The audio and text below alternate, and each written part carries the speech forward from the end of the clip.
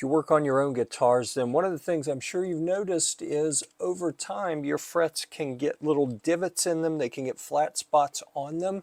They can get flat spots from playing, or maybe you use a fret leveling beam to get some of the player marks out, or something like this little nick that's in a fret down here. Maybe you get real aggressive and you end up with some flat frets like this one right here. If you can see how flat that one is on top. This one, it's harder to see because, oh, there it is. You can see very clearly how flat that is on top. What we want to do with a fret, here is a flattened top fret. We want to recrown it. We want to make it curved all the way across the top, just like that. So for that, one of the tools that we can use, I like the way they ship this in a protective sleeve. I actually just keep it stored in that protective sleeve to keep the edges from getting dinged up. Here is a fret crowning file. There you go. And you see we have for a large or extra large fret or for a medium large fret.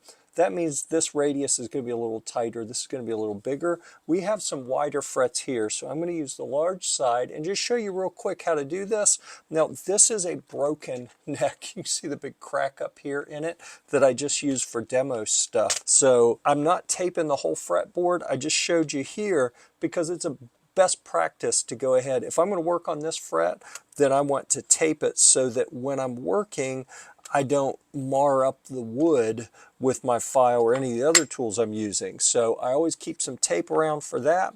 And then before you start, if you get your marker and just run across here, we want to be sure that that whole flat area is coated in the marker so that we can whittle it down with this.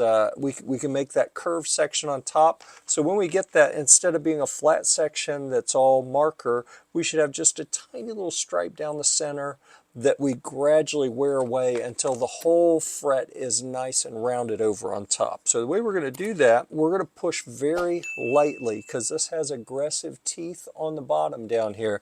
We're going to push very lightly and just kind of run this back and forth, especially focusing on the areas where where it's most flat. And look at that, you can already see where we're taking away that black marker on the sides and leaving that center section untouched. So as we look at this, we're going to focus on the widest part here because that's where we have the most work to do. And we're going to work it very gently. Okay, just rock that back and forth. Now, I say rock it back and forth, I mean push it back and forth, but you can also tip to the side. Like if you notice you have a little bit more material you need to take off on this side, you kind of rotate it over that direction or the other direction. But so what you'll do is you'll do a couple light passes, and then you get in there close and look at it. And I like to, as you can see the light reflecting, like follow it across here. You can rock it back and forth and get a really good look. See how wide the black marker is. We got more material to take off here, not so much here, a little bit more at this end. I've been focusing on this side because it was flat over here. Okay. So this is how you do it. I'm going to keep doing this and checking. Okay, I'll keep doing it some more. I've got a lot to take off. This was a really bad fret, so there's a lot to take off here. So I'm going to keep doing this and looking. Wow, whole lot to take off. And you can see that this is actually very gently taking off more and more material. So the trick here is you can't put material back. You can take material off, you can't put it back. So be very careful with how much pressure you put on it. There we go. We're going to keep rocking this, running it back and forth until we get that center section. All right, here you can see we've got a nice radius on that because we've worn through. That black stripe is real thin here and completely worn there, but I still have more work to do there. So I'm just going to hang back here a little bit. And I'm rocking kind of this direction a little bit, just a little, to try to focus on that high spot where it is widest as much as I can. Oh, there we go. See, we're getting there. That is really looking nice.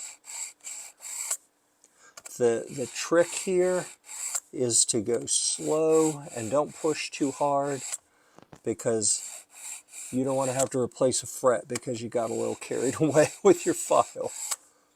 There we go. And that looks pretty good. You can see we've got just a very faint little line in the center. That's all right. I may go just a little bit more to take that off to make it look just like this, but you get the idea. That's how it works. Always, it's easy to pick up on the wrong side. You don't want to put a smaller radius on a wider fret, so always check and make sure you have the correct side facing down. Having a good light source really helps, because you can rock it back and forth and get the glint off of it to see exactly how much material you have left to take off. Oh, there we go. Look at that.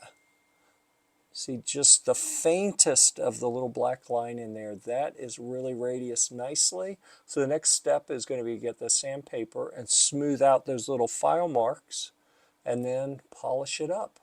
All right. This worked really well. Please subscribe and check out our Guitar Deals group on Facebook. The link's in the bio.